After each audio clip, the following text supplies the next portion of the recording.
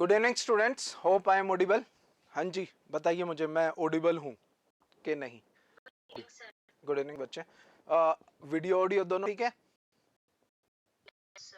चलिए फिर हम स्टार्ट करते हैं। देखो, कल हमने क्या किया था?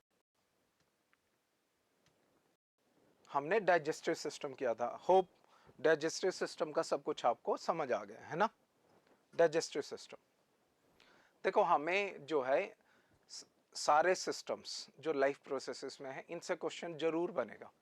वो सारे हमें डिटेल में पता होने चाहिए, ठीक है?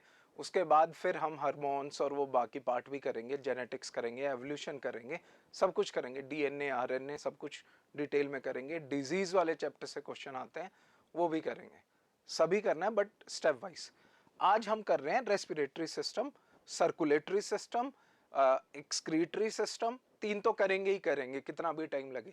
अगर टाइम परमिट करता है तो हम फोर्थ भी स्टार्ट कर सकते हैं, बट मोस्ट प्रोबेबली ये तीन आज हम खत्म करेंगे, रेस्पिरेटरी सिस्टम और जो आपका सर्कुलेटरी, एंड फिर हम लास्ट में क्या करेंगे, जो है हमारा एक्सक्रीटरी सिस्टम।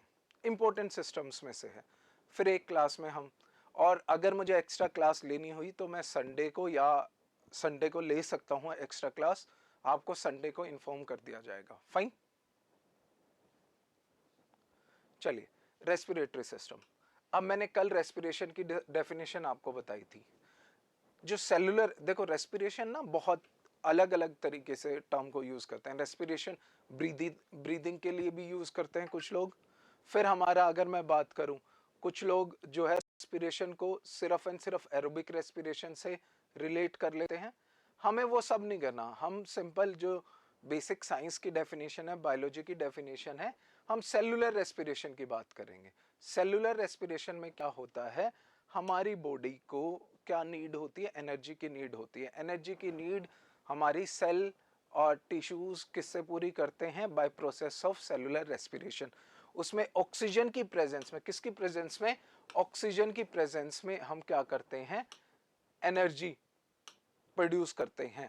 फूड को, अगर सिंपल टर्म्स में बोलूं, फूड को ऑक्सीडाइज करते हैं इनटू CO2 and H2O। वो CO2 फिर बाहर निकालते हैं।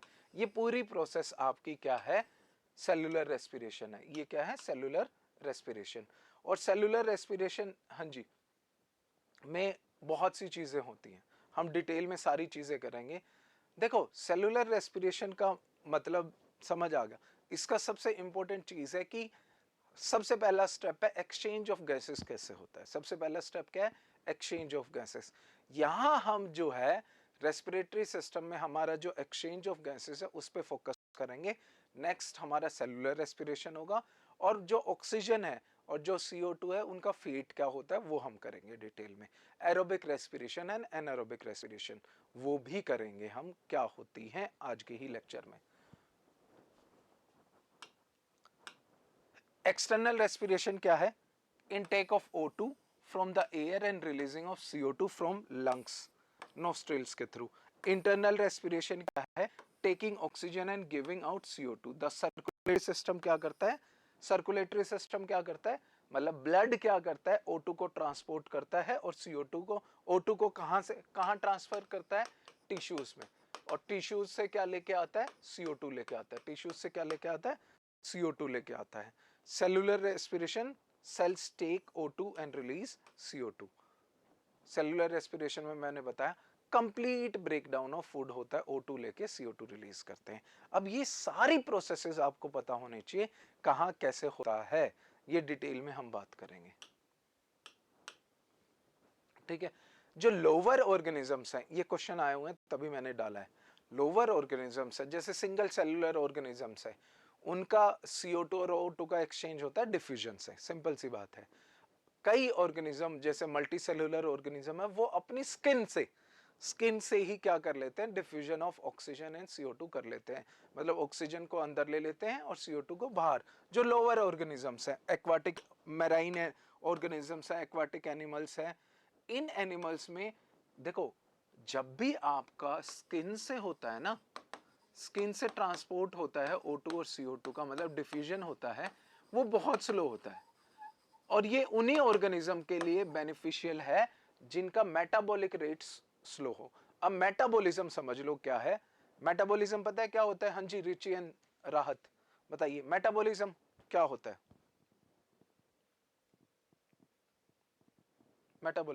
मेटाबॉलिज्म का मतलब है होल सम ऑफ, ब्रेकडाउन नहीं बोलोगे, whole sum of chemical reaction in a organism. Body के अंदर, सेल के अंदर जो भी रिएक्शन है वो सारी मेटाबॉलिज्म कहलाती है। इन सिंपल टर्म्स हम मेटाबॉलिज्म को कैटाबॉलिज्म और एनाबॉलिज्म में डिवाइड करते हैं। कैटाबॉलिज्म मतलब यूजुअली हम जैसे फूड ऑक्सीडेशन हो रहा है, ब्रेक डाउन हो रहा है, वो कैटाबॉलिज्म है। Anabolism synthesis of protein, synthesis of DNA, synthesis of RNA, वो क्या है? एनाबॉलिज्म। गॉट दिस और नॉट? मतलब आपका अगर मैं बात करूं, मेटाबॉलिज्म होल प्रोसेस, जो भी जितनी भी केमिकल रिएक्शन है एक सेल के अंदर, वो मेटाबॉलिज्म, मेटाबॉलिक रिएक्शन कहलाती है। Catabolism and anabolism.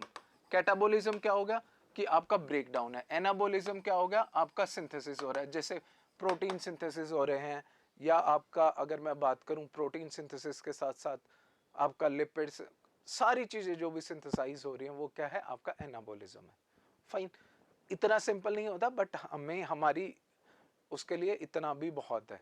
फाइन, जिनका ये स्लो होता है ना मेटाबॉलिक रेट, मतलब जो रिएक्शंस है, जो एनर्जी रिक्वायरमेंट, सीधी सी बात है, जिसका मेटाबॉलिक रेट स्लो होता है ना, उस ऑर्गेनिज्म की एनर्जी रिक्वायरमेंट बहुत कम होती है।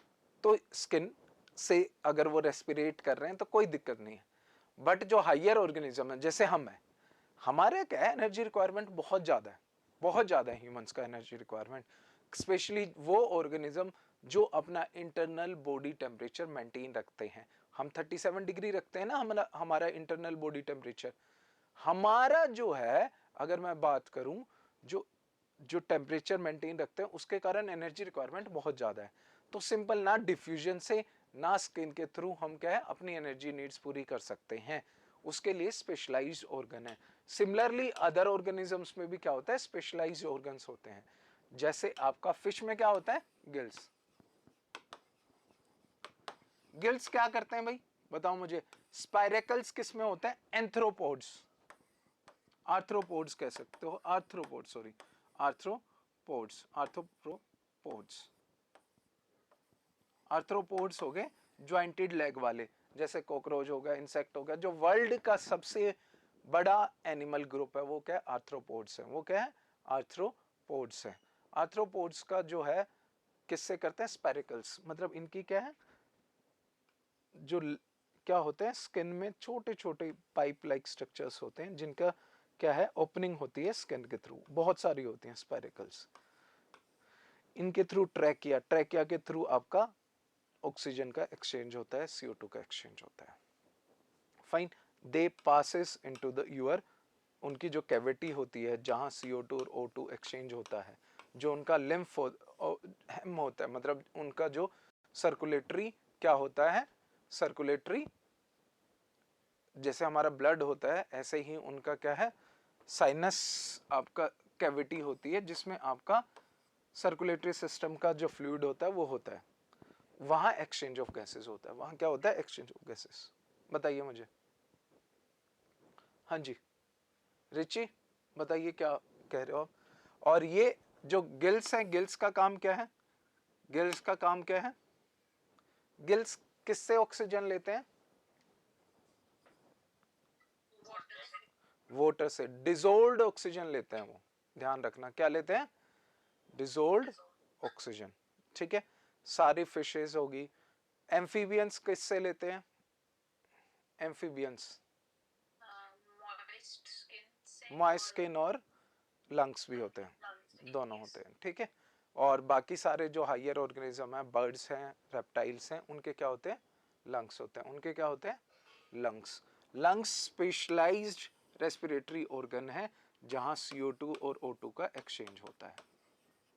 ठीक है, टेरेस्ट्रियल वर्टिब्रेट्स के अंदर, टेरेस्ट्रियल वर्टिब्रेट्स के अंदर क्या होता है? आपका CO2 और O2 का एक्सचेंज होता है। फाइन, अब ह्यूमन रेस्पिरेटरी सिस्टम पे आ जाओ। ह्यूमन रेस्पिरेटरी सिस्टम स्टार्ट कहाँ से होता है? ये सारी चीज़ें पता होना चाहिए। नोस्ट्रल्स हमारे आउटर नोज है, नेजाल कैविटी है, फायरनेक्स है, जो विंड और माउथ पाइप इकट्ठे हैं लायरनेक्स है। लायरनेक्स आपका क्या होता है, वॉइस बॉक्स, ठीक है। ट्रैकिया है, ब्रोंक्यूल्स है, एलिवस है। एलिवस क्या है, सैक लाइक स्ट्रक्चर है जहां exchange of your CO2 and O2 happens. ये सबसे आखिरी में एंड, इसमें क्या होता है, स्क्वायमस एपिथेलियम होता है, एक सिंगल लेयर ऑफ आपकी थिन सेल्स होती हैं, एपिथेलियल सेल बेसमेंट होती है, जो एक्सचेंज करता है ब्लड वेसल्स के साथ क्या, O2 और CO2। याद करो स्क्वायमस एपिथेलियम बताया था। अब एक एक करके इनकी बात कर लेते हैं। हाँ जी, नोज के थ्रू हम एयर इनहेल करते हैं। नोज में हेयर्स होते हैं, मॉइस्ट होती है नोज, ठीक है। इनर सरफेस क्या होता है, thin cavity line with cilia and mucus. Cilia और म्यूकस का काम है जो आपका डस्ट पार्टिकल्स हैं, जो आपका फॉर एग्जांपल आपके माइक्रोब्स हैं, उनको बाहर की बाहर रोकना और बाहर निकालना। और दूसरा वो टेम्परेचर भी जो एयर हम इनहेल कर रहे हैं ना, उसका टेम्परेचर भी मेंटेन कर देती हैं। The cilia and mucus trap dust and germs to prevent them from going deeper into the respiratory system. Blood vessel in nose help to warm the inhaled air. दूसरा इसमें क्या होता है, रेस्पिरेटरी रिसेप्टर्स भी होते हैं आपका, ओल्फैक्टरी सॉरी क्या है, ओल्फैक्टरी रिसेप्टर। ओल्फैक्टरी रिसेप्टर मतलब आपका जो स्मेल करने में हेल्प करते हैं। ओल्फैक्टरी का मतलब क्या होता है, स्मेल करने में रिसेप्टर, जो आपको बताएंगे कि इस चीज की फ्रेगनेंस क्या है, वो क्या होते हैं आपके olfactory receptors. Fine. The wind pipe, wind pipe आपकी नेजाल कैविटी के बाद फायरनेक्स आता है। सबसे पहले क्या आता है, फायरनेक्स। फायरनेक्स मतलब जो विंड और फूड कैविटी एक साथ है। फायरनेक्स जाती है आपकी किसमें, हाँ जी, then it goes into trachea or the windpipe, which is the elastic tube extending down the length of the neck और lungs तक जाती है वो। अब इसमें क्या होता है, ट्रैकिया के ऊपर आपका क्या होता है, voice box, between pharynx and trachea. Voice box का काम, उसे क्या बुलाते हैं हम, लायरनेक्स। लायरनेक्स से हमारी आवाज प्रोड्यूस होती है। इनमें मसल्स होती हैं जो वाइब्रेट होती है, वो वाइब्रेट करके आपका क्या है, क्या प्रोड्यूस करती है, वॉइस, ह्यूमन वॉइस उसी से प्रोड्यूस होती है। दूसरा लायरनेक्स, ये तो बता दिया वाइब्रेट। दूसरा जो ट्रैकिया होता है, ट्रैकिया में क्या होता है आपका, म्यूकस प्रेजेंट होता है, सीलिएटेड एपिथेलियम होती है। याद करो कि वो जो भी आपका फॉरेन पार्टिकल्स हैं, डस्ट है, पोलन्स है, उनको ट्रैप करके बाहर फेंक देंगे। दूसरा ट्रैकिया के अंदर एक और कार्टिलेज और कहाँ पाया जाता है, जो ट्रैकिया है ना, उसमें कार्टिलेज रिंग्स पाए जाते हैं। क्या पाए जाते हैं, कार्टिलेज रिंग्स। क्यों पाए जाते हैं ट्रैकिया में कार्टिलेज रिंग्स, हाँ जी, ताकि वो कोलैप्स ना हो। ट्रैकिया में क्या है, कार्टिलेज रिंग्स पाए जाते हैं ताकि ट्रैकिया कोलैप्स ना हो, क्योंकि हवा जब खाली हो जाता है तो वो कोलैप्स हो जाएगी ना, अगर सिंपल आपका मेम्ब्रेन की बनी होगी। ट्रैकिया में आपके क्या है, कार्टिलेज रिंग्स होती हैं। उसके बाद bronchi, the trachea divide into two bronchi, दो लंग्स में चली जाती है वो, ठीक है। फिर लंग्स, लंग्स में क्या होता है आपका, the lungs are organ present in chest cavity में। ये क्या करते हैं, ऑक्सीजन और कार्बन डाइऑक्साइड का एक्सचेंज हम बॉडी में करते हैं। Thoracic cavity is bound dorsally by vertebral column, मतलब पीछे वर्टिबल कॉलम है, आगे स्टेनम है आपका, हाँ जी, क्या है, स्टेनम, जो ये आपका स्टेनम होता है आगे का, ठीक है। और आपका क्या, स्टेनम और रिब्स, और क्या होता है, रिब्स। ये प्रोटेक्ट करने के लिए किसको, लंग्स, हार्ट को, ये हम स्केलेटल सिस्टम में भी पढ़ेंगे। रिब्स, पीछे वर्टिबल कॉलम, ठीक है। नीचे क्या होता है आपका, डायफ्रम। क्या होता है, डायफ्रम, किसके नीचे, थोरेक कैविटी का नीचे वाला हिस्सा क्या होता है, डायफ्रम। डायफ्रम। लेफ्ट लंग होता है हमेशा ह्यूमंस का क्या होता है, थोड़ा सा छोटा होता है राइट लंग से, टू अकोमोडेट हार्ट, ठीक है। एलोविलाई, उन जो लंग्स के जो फंक्शनल, अगर मैं बोलूं, सेक्स क्या है आपके, एलुविलाई, एलुविलाई फाइनल डेस्टिनेशन है जहां एयर एक्सचेंज होगी, जहां क्या होगी, एयर एक्सचेंज होगी, मतलब O2 और CO2 एक्सचेंज होंगी एलुविलाई के अंदर। ये इसके ना फाइनल लेयर मैंने बताया स्क्वेमस एपिथेलियम होती है, single layered thin layer of squamous cells होती हैं। Thin layer of squamous cell का मतलब एक्सचेंज यहाँ किसका इजीली होगा, O2 CO2 का। बताइए सिस्टम का पता है, कोई इश्यू है तो बताओ मुझे, यहां तक पता है। अब काम कैसे करता है वो कर लेते हैं। हाँ जी,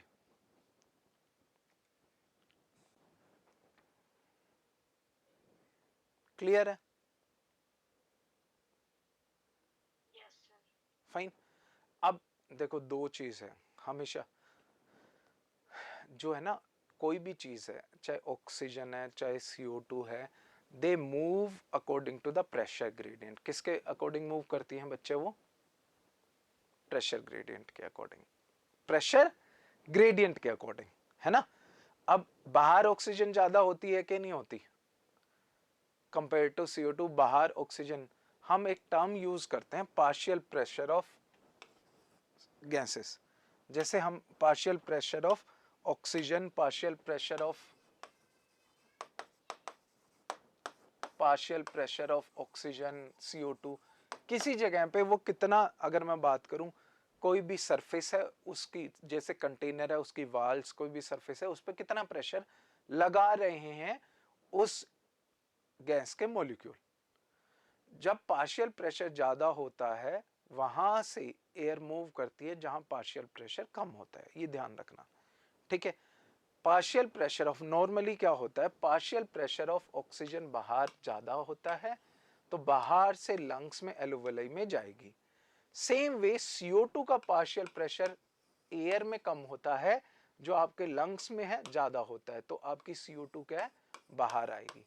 अब ये होता कैसे है, किस तरीके से होता है, जब आप इंस्पिरेशन मतलब आप हवा अंदर लेते हो तो क्या होता है, आपका डायफ्राम एंड इंटरकोस्टल मसल्स, यहां इंटरकोस्टल मसल्स होती हैं आपकी, हाँ जी, ये इंटरकोस्टल मसल्स, इनके डायफ्राम और इंटरकोस्टल मसल्स होती हैं, वो क्या करती हैं, कॉन्ट्रैक्ट करती हैं। क्या करती हैं, कॉन्ट्रैक्ट करती हैं। ये रिब्स को, जो इंटरकोस्टल मसल्स क्या करती हैं, रिब्स को आगे की तरफ, आगे अपना आगे की तरफ खींचेगी, और डायफ्राम नीचे की तरफ, थोरिक कैविटी को, टोटल वॉल्यूम ऑफ थोरिक कैविटी बढ़ेगा तो आपका जो है लंग्स में प्रेशर क्या होगा, आपका लंग्स में प्रेशर कैसा होगा बताओ, नेगेटिव होगा, हवा अंदर जाएगी। क्लियर है कि नहीं है। जब ये रिलैक्स होती है तो डायफ्राम ऊपर गया, इंटरकोस्टल मसल्स क्या करेंगी, जो रिब्स हैं उनको नीचे की तरफ धकेलेंगी, होगा क्या, आपका जो है यहां क्या है, पॉजिटिव प्रेशर क्रिएट होगा, हवा बाहर जाएगी।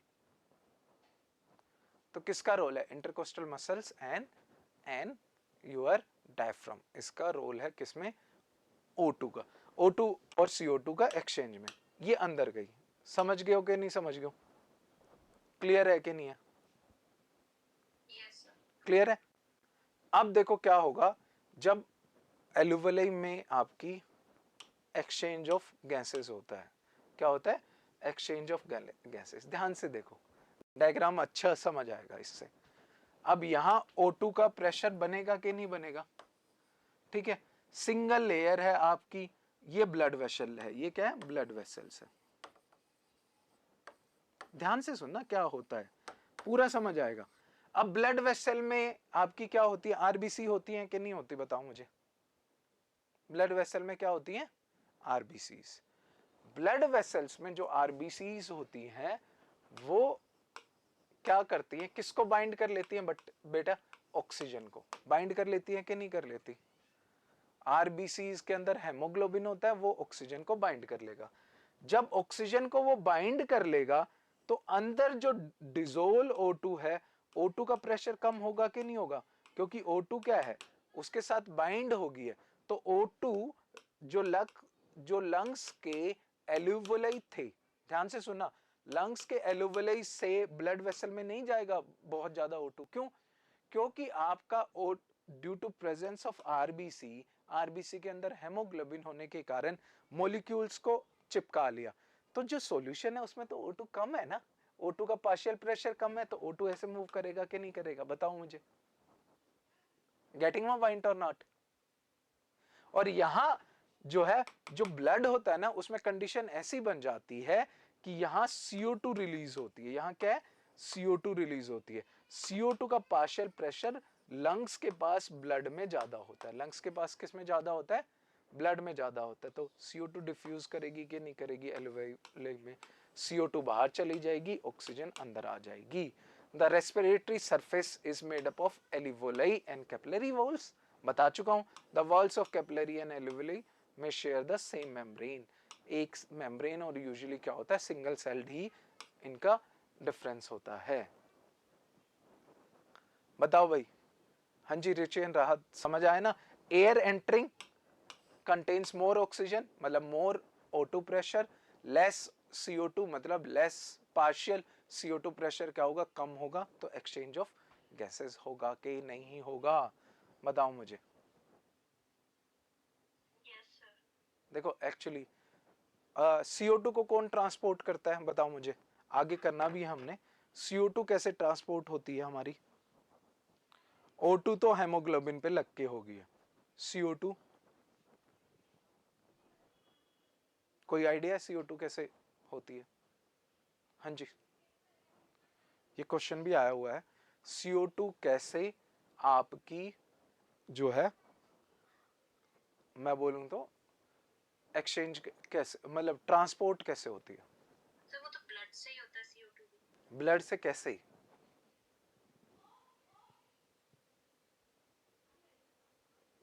देखो क्या होता है, CO2 जो आपकी ट्रांसपोर्ट होती है ना, ऑक्सीजन तो ट्रांसपोर्ट होती है ऑक्सी हेमोग्लोबिन की फॉर्म में, ऑक्सीजन के साथ लग के। यस सर, कार्बोक्सी हीमोग्लोबिन बनता है। कार्बोक्सी हेमोग्लोबिन सिर्फ 25% ही आपका क्या करता है, सिर्फ 25% ही आपका क्या करता है बच्चे, ये CO2 को कैरी करता है। Most of CO2 is carried as dissolved CO2 in your blood, blood के अंदर डिजोल्व CO2 के तौर पे कैरी करता है, ना कि कार्बोक्सी हेमोग्लोबिन। मेजर पार्ट क्या होता है, ध्यान से सुनो बच्चे, जो टिश्यूज के पास ब्लड वेसल है ना, वो कन्वर्ट करती है, CO2 प्लस H2O की रिएक्शन होती है, आपका ये बनता है, क्या है बेटा, ये कार्बोनिक एसिड है, ठीक है। आपका क्या बन गया, HCO3 की फॉर्म में आपका बाइकार्बोनेट आयन की फॉर्म में वो ट्रांसपोर्ट होता है CO2। गेटिंग माय पॉइंट और नॉट? ठीक है। सर ये डिसॉल्व्ड वाला बता रहे हो? हाँ डिजोल्ड वाला। हमने तो फिर लिखना कि डिसॉल्व्ड वाला बाइकार्बोनेट आयन की फॉर्म। हाँ हाँ, ये इसी HCO3 नेगेटिव की फॉर्म में ही ज्यादातर CO2 क्या होता है, देखो ध्यान से सुनो, ये क्या है, रिवर्सिबल रिएक्शन है, ये क्या है, रिवर्सिबल रिएक्शन है। टिश्यू के पास क्या होता है, टिश्यू के पास ज्यादा CO2 ब्लड वेसल्स में आती है, क्योंकि CO2 टिश्यू क्या करते हैं, रेस्पिरेशन करते हैं, ऑक्सीजन का यूज करके फूड को रेस्पिरेट मतलब एनर्जी में कन्वर्ट करते हैं और CO2 रिलीज होगी। तो टिश्यूज के पास क्या है, CO2 रिलीज हुई, CO2 के पास क्या है, CO2 कहां रिलीज हुई, टिश्यू के पास, वहां CO2 की कंसंट्रेशन ज्यादा होगी, वो वाटर से रिएक्ट करके ये बना लेगी। आपकी ब्लड वेसल्स में ये रिएक्शन उल्टी हो जाती है, ब्लड वेसल जो लंग्स के पास है, जो किसके पास है, लंग्स के पास, वहां आपकी CO2 रिलीज हो जाती है, वाटर रिलीज हो जाता है। जब ये CO2 रिलीज होगी तो यहाँ CO2 का पार्शियल प्रेशर ज्यादा होगा बच्चे, CO2 का पार्शियल प्रेशर ज्यादा होगा तो CO2 एल्वियोलाई के थ्रू लंग्स में आके बाहर निकल जाएगी। गेटिंग इट और नॉट? ये रिवर्सिबल रिएक्शन है। आपका टिश्यू के पास जो ब्लड वेसल है उसमें ऐसे होगी, और जो लंग्स के पास है उसमें ऐसे होगी, हमेशा ध्यान रखना। तो लंग्स के पास आपसे कोई पूछे ब्लड वेसल में CO2 कंसंट्रेशन ज्यादा होती है कम होती है, ज्यादा, हाँ, और टिश्यू के पास वो कम हो जाती है, क्योंकि CO2 कंसंट, देखो जितना इक्विलिब्रियम पढ़ा होगा आपने केमिस्ट्री में, जितना ये बनेगा उतनी ही CO2 ज्यादा डिफ्यूज हो सकती है ना। तो टिश्यू से जितनी CO2 निकलेगी वो इसमें कन्वर्ट करेगा, ब्लड ट्रांसपोर्ट करेगा, ट्रांसपोर्ट करके लंग के पास ये रिएक्शन होगी, वो CO2 बाहर चली जाएगी। एक्चुअली में यही होता है। क्लियर है कि नहीं है, बताओ मुझे। Yes sir, yes sir. है ना, ये चीज होगी। तो पार्शियल प्रेशर, आपसे ये क्वेश्चन पूछ भी ले कोई कि CO2 कैसे आता है, आया हुआ है ये कॉम्पिटिटिव एग्जाम का one of the favourite question है, CO2 कैसे ट्रांसपोर्ट होती है। कार्बोक्सी हेमोग्लोबिन 25% तक, बाकी आपका कार्बोनेट आयन की फॉर्म में, ठीक है, बाइकार्बोनेट आयन मतलब, ठीक है। O2 किससे होती है, O2 मेनली किसके थ्रू होती है, हेमोग्लोबिन के थ्रू। O2 किसके थ्रू होती है, हेमोग्लोबिन के थ्रू। देखो लंग साइड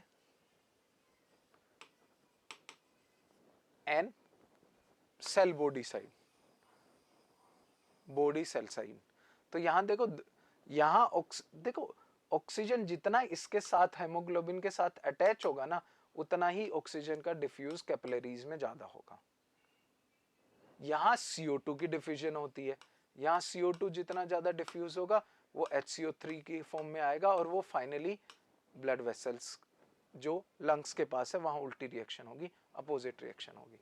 देखो carbon dioxide as a bicarbonate ion हो रहा है कि नहीं हो रहा, प्लाज्मा में डिजोल्व होता है। ये किसमें, प्लाज्मा में डिजोल्व होता है। कुछ क्या होता है आपका कार्बोक्सी हेमोग्लोबिन। क्लियर है कि नहीं, सारी चीजें आपकी उसमें भी हैं, किसमें, नोट्स में है ये सारी चीजें।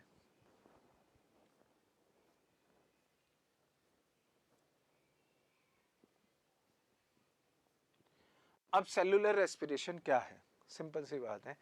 सेलुलर रेस्पिरेशन है आपका जो process by which organism obtain energy they need bye releasing the chemical energy stored in food in form of ATP। AT की फॉर्म में स्टोर करते हैं एनर्जी को। ATP क्या है, एडिनोसाइन ट्राइफॉस्फेट।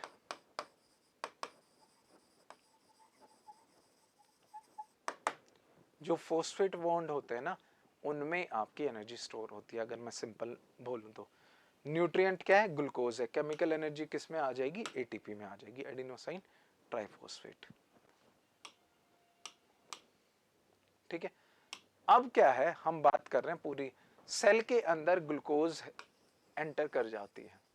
क्या एंटर कर जाती है, ग्लूकोज। उसके क्या फेट होंगे, ठीक है, depending on aerobic anaerobic reaction है, उसके डिफरेंट फेट होंगे। एरोबिक रिएक्शन होती है जो जिसमें आपकी ऑक्सीजन अवेलेबल हो। एरोबिक रिएक्शन में क्या होता है बच्चा, ऑक्सीजन अवेलेबल होती है, ऑक्सीजन होती है, ठीक है। एनारोबिक में ऑक्सीजन नहीं है, एनारोबिक रिएक्शन में ऑक्सीजन कम है या नहीं है, एनारोबिक रिएक्शन में ऑक्सीजन नहीं होती। फाइन। अब देखो रिएक्शन तो ये सारी बहुत से स्टेप्स में होती है, लेकिन आपको सिंपल भाषा में मैं समझाना चाहूंगा। जो फेट है ग्लूकोज का वो क्या हो सकता है, नॉर्मली 3 फेट हो सकते हैं। कितने फेट हो सकते हैं, ये 3 फेट हो सकते हैं। क्या हो सकता है, प्रेजेंस ऑफ ऑक्सीजन में एरोबिक कंडीशन, ठीक है, lack of oxygen, absence of oxygen, ये कंडीशंस में आपका एनारोबिक कंडीशंस में लैक्टिक एसिड और इथेनॉल प्रोड्यूस होगा। होता क्या है, पूरा पहले एरोबिक रेस्पिरेशन आपको समझा देता हूं। अब डिटेल आपको नहीं करनी है कि उसके 10 केमिकल रिएक्शन है, वो तो नहीं करोगे ना, लेकिन बेसिक जरूर पता होना चाहिए। कोई भी ऑर्गेनिज्म है, हमने सेल स्ट्रक्चर पढ़ लिया, ध्यान से सुनना, सेल स्ट्रक्चर पढ़ लिया, न्यूक्लियस था, माइटोकॉन्ड्रिया था कि नहीं। एरोबिक रेस्पिरेशन किस में होती है, एरोबिक रेस्पिरेशन किस में होती है, माइटोकॉन्ड्रिया में। लेकिन ग्लूकोज डायरेक्टली माइटोकॉन्ड्रिया में नहीं जाता। सबसे पहला जो स्टेप होता है, ग्लूकोज कोई भी है, चाहे एरोबिक ऑर्गेनिज्म है चाहे एनारोबिक है, glucose is converted into pyruvic acid. किसमें, पायरवेट में कन्वर्ट होता है। किसमें कन्वर्ट किया जाता है बच्चे, पायरविक एसिड इन साइटोसोल, मतलब ऑर्गेनेली के बाहर सेल के अंदर जो सेल का जो प्रोटोप्लाज्म है, साइटोप्लाज्म है, उसमें ग्लूकोज जो तोड़ा जाता है वो किसमें, पायरुविक एसिड में टूटता है। पायरुविक एसिड का फेट होता है या तो वो क्या है, फर्मेंटेशन होगी, इथेनॉल बनाएगा, या वो लैक्टिक एसिड बनाएगा, या वो फिर कंप्लीटली एरोबिक रेस्पिरेशन करके will break down into energy particle, ATP में स्टोर होगा और CO2 रिलीज करेगा। एरोबिक रेस्पिरेशन का फेट क्या है, माइटोकॉन्ड्रिया में। पायरुविक एसिड किस में चला जाएगा, माइटोकॉन्ड्रिया में। माइटोकॉन्ड्रिया में क्रेब साइकिल होती है और इलेक्ट्रॉन ट्रांसपोर्ट चेन होता है। क्या होता है, इलेक्ट्रॉन, ये दोनों स्टेप किस में होते हैं, माइटोकॉन्ड्रिया में। माइटोकॉन्ड्रिया में क्या होगा कि आपका जो है दो पायरुविक एसिड है are broken down into CO2 and ATP plus some, आपको याद करने की जरूरत नहीं है, बट क्या है, सम अदर रिडक्टिव क्या है, केमिकल्स, जैसे NADH में टूटेगा। और वो ATP क्रेब साइकिल में प्रोड्यूस नहीं होते। ATP किससे प्रोड्यूस होते हैं, इलेक्ट्रॉन ट्रांसपोर्ट चेन। इनके जो माइटोकॉन्ड्रिया की ना जो इनर प्लाज्मा मेम्ब्रेन होती है, उसमें ना इलेक्ट्रॉन चेन आपकी होती है, क्या, इलेक्ट्रॉन ट्रांसपोर्ट चेन होती है, जिसके कारण आपके मेनली सारे ATP प्रोड्यूस होते हैं। अब ये डिटेल में नहीं जाऊंगा कि वो इलेक्ट्रॉन चेन ट्रांसपोर्ट क्या है। और फाइनली जो सबसे फाइनल स्टेप होता है ना, उसमें ही आपका क्या होता है, oxygen is broken down to, वहां यूज होता है ऑक्सीजन, H2O देता है, किसमें, इलेक्ट्रॉन ट्रांसपोर्ट चेन। 3 स्टेप्स होंगे, इसमें सबसे ज्यादा मैक्सिमम एनर्जी है। ग्लाइकोलाइसिस फर्स्ट स्टेप है।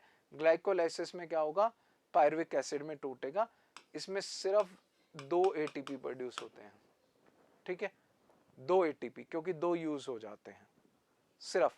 ये सब में होगी, चाहे एरोबिक है चाहे एनारोबिक है, सब ऑर्गेनिजम्स में ये रिएक्शन होगी। एरोबिक होगा तो वो जो है पायरुविक एसिड माइटोकॉन्ड्रिया में चला जाएगा, माइटोकॉन्ड्रिया में क्रेब साइकिल के थ्रू ATP प्रोड्यूस होगा, और आपके इलेक्ट्रॉन डोनेटिंग कह सकते हो, NADH FADH, वो इलेक्ट्रॉन डोनेटिंग सब्सटेंस होते हैं, वो प्रोड्यूस होते हैं। रिड्यूस सब्सटेंस होते हैं जिसे ऑक्सीडाइज करके एनर्जी प्रोड्यूस हो सकती है। वो इलेक्ट्रॉन चेन ट्रांसपोर्ट में NADH और मैंने क्या बताया, FADH2 या FADH कह लो, ये क्या है, इलेक्ट्रॉन चेन ट्रांसपोर्ट से ATP प्रोड्यूस करेंगे। बस ये याद रखना है आपको। टोटल बुक्स में वेरी करता है, बट NCERT में गिवन है कि 36 ATP प्रोड्यूस होते हैं आपके एरोबिक रेस्पिरेशन से। कितने, 36 प्लस 2 38 हो जाएंगे। कितने हो जाएंगे, 38। फाइन, क्लियर है ये चीज। ये देखो, ये प्रोसेस होती है, ठीक है।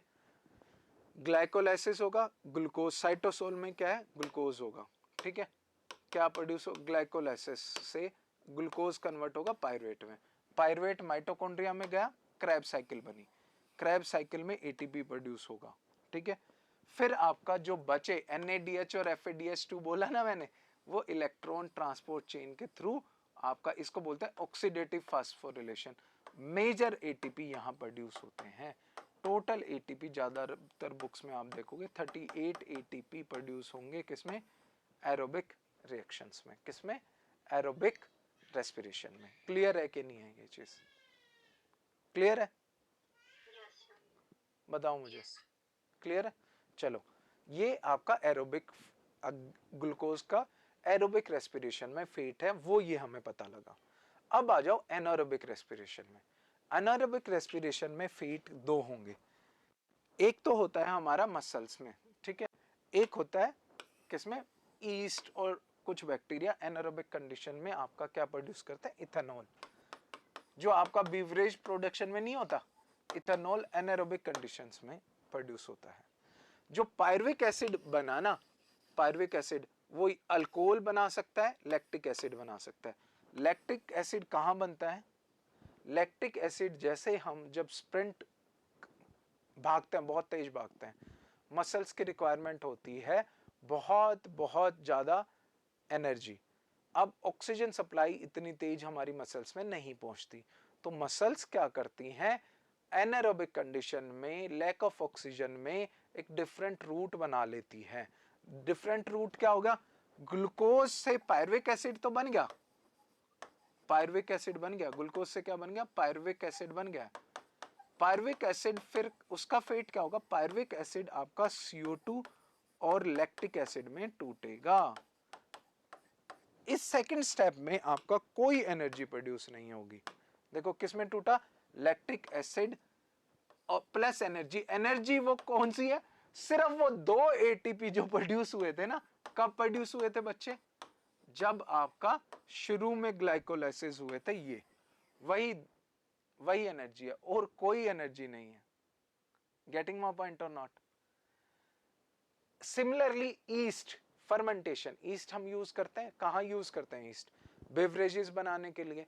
फिर आपका जैसे केक बनाते हो, केक में ईस्ट डालते हो, ईस्ट डालते हो तो वो क्या है, इथेनॉल प्रोड्यूस करता है, अल्कोहल प्रोड्यूस करता है, कार्बन डाइऑक्साइड, जिसके कारण आपका पफीनेस आती है आपके केक में, ब्रेड में। बट यहां भी जो 2 ATP प्रोड्यूस हुए वो फर्स्ट उसमें प्रोड्यूस हो चुके हैं, बाकी जो है कोई ATP, नेट ATP प्रोड्यूस नहीं होता। किसमें, एनारोबिक रिएक्शन में। उनमें देखो 2 ATP प्रोड्यूस हुए हैं, उसमें 32, नेट 36, कितना ज्यादा एनर्जी एरोबिक उसमें। तो ज्यादातर जो ऑर्गेनिज्म है वो एरोबिक रेस्पिरेशन को फॉलो करते हैं, क्योंकि एनर्जी जो प्रोडक्शन है वो 17 to 80 टाइम्स है, 18 टाइम्स है। क्लियर है कि नहीं। एनारोबिक रेस्पिरेशन में आपका जो है ऑक्सीजन, जो अगर मैं बात करूं नहीं यूज होता, आपका क्या प्रोड्यूस होता है, 2 टाइप की हो सकती है फर्मेंटेशन।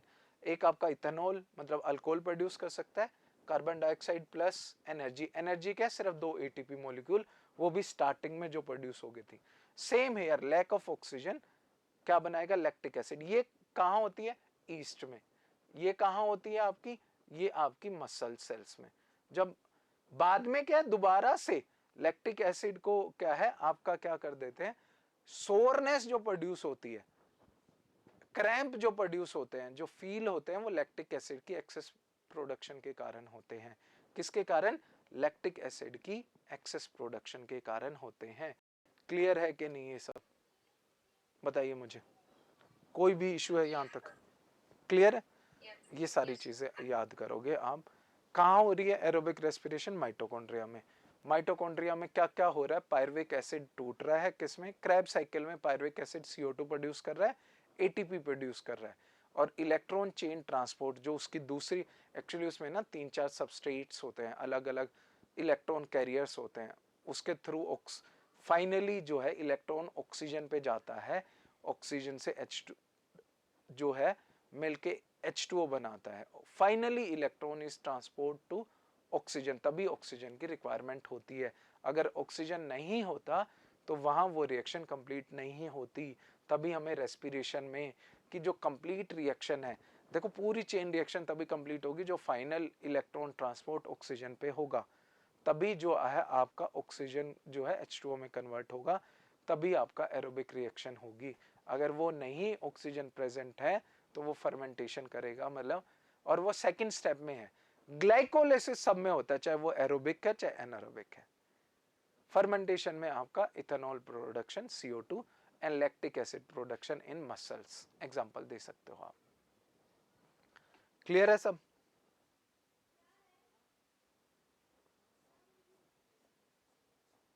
क्लियर है कि नहीं है, फाइन। Yes sir. चलो अब नेक्स्ट जो है हमारा circulatory system. Circulatory system, circulatory system वही है, ब्लड को कैरी कैसे करेंगे, हार्ट मेनली पढ़ेंगे हम, ब्लड वेसल्स पढ़ेंगे, सर्कुलेटरी सिस्टम। अब आप कह रहे हो ऑक्सीजन को कैरी कौन करता है, ब्लड करता है। अब ब्लड कैसे करेगा ऑक्सीजन को कैरी, वो पढ़ना है हमें, ठीक है। ब्लड के कंपोनेंट्स क्या है, कुछ तो हमने पढ़ लिए, ठीक है। और भी कोई तरीका है कैरी करने का, कितने टाइप के सर्कुलेटरी सिस्टम होते हैं, किस ऑर्गेनिज्म में कैसा होता है, वो हम देख लेते हैं। Fine. Every organism must exchange material with its environment, ठीक है। ट्रांसपोर्ट के लिए कुछ ना कुछ चाहिए, और वो ट्रांसपोर्ट जो मल्टी सेलुलर ऑर्गेनिज्म है, एनिमल्स है, एनिमल्स में तो ट्रांसपोर्ट दूर दूर तक होता है, डिफ्यूजन से तो काम नहीं चलेगा, डिफ्यूजन से काम नहीं चलेगा, तो you need a proper system. Exchange क्या होता है? हाँ जी, exchanges you ultimately occurs at cellular level by crossing the plasma membrane. Final exchange तो सेलुलर लेवल पे होता है। यूनी सेलुलर ऑर्गेनिज्म में ये एक्सचेंज किससे हो जाएंगे? एनवायरमेंट से, डिफ्यूजन से, डिफ्यूजन से। नॉर्मली सर्कुलेटरी सिस्टम क्या होता है? तीन चीज है आपका, देखो क्या क्या पढ़ना है। सेंट्रली लोकेटेड मस्कुलर पंप, जो हायर ऑर्गेनिज्म है उनमें क्या प्रेजेंट होता है? हार्ट प्रेजेंट होता है। क्या प्रेजेंट होता है? हार्ट प्रेजेंट होता है। Blood vessels which are tube like structure connecting to the heart, जो कैरी करती हैं आपका क्या? ब्लड, ठीक है। सर्कुलेटरी फ्लूइड, अब कैरी भी तो कुछ तो करेंगे, वो फ्लूइड क्या है? ब्लड, लिम्फ, वो फ्लूइड क्या है? Blood and lymph. ये आपका नॉर्मल सर्कुलेटरी सिस्टम बनाता है। क्या बनाता है? नॉर्मल सर्कुलेटरी सिस्टम किसका? हार्ट, ब्लड वेसल्स एंड उसके अंदर जो मटेरियल है blood, tissue, fluid and lymph, वो सारे होने चाहिए। क्लियर है कि नहीं है? बताइए मुझे, क्लियर है?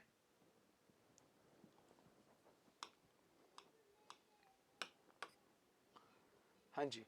अब सर्कुलेटरी सिस्टम क्या हो सकते हैं? Open circulatory system and close circulatory system. Circulatory system कैसे होंगे? Open circulatory system and close circulatory system. Open circulatory system आपका क्या है, बताओ मुझे। ओपन सर्कुलेटरी सिस्टम में क्या होता है? आपका जो फाइनल कैविटी होती है, जिसमें आपका एक्सचेंज ऑफ मटेरियल होता है, आपका जो फ्लूइड है, ब्लड है, वो एक ओपन वेसल्स में आ जाता है, ओपन कैविटी में आता है। क्लोज सर्कुलेटरी सिस्टम में क्या होता है? ब्लड कभी भी आपका जो है, जो आपकी डक्ट्स हैं, कैपिलरीज हैं, ब्लड वेसल्स है, उसको छोड़ता नहीं है, उसी में रहता है। Exchange of material through those capillaries और ब्लड वेसल्स होता है। आपका कभी भी जो है डायरेक्ट टच में जो फ्लूइड है, ब्लड है, सर्कुलेटिंग फ्लूइड है, वो डायरेक्ट टच में नहीं आता ऑर्गन्स के, सेल्स के, टिश्यूज के। किसमें? आपका किसमें? क्लोज सर्कुलेटरी सिस्टम में। अब देखो इंसेक्ट्स में होता है, एग्जांपल आर्थ्रोपोड बताया था, जैसे आपके कॉकरोच है, कॉकरोचेस हैं, उनमें क्या होता है? ओपन सर्कुलेटरी सिस्टम होता है। क्या होता है? Open circulatory system. उसमें क्या होगा?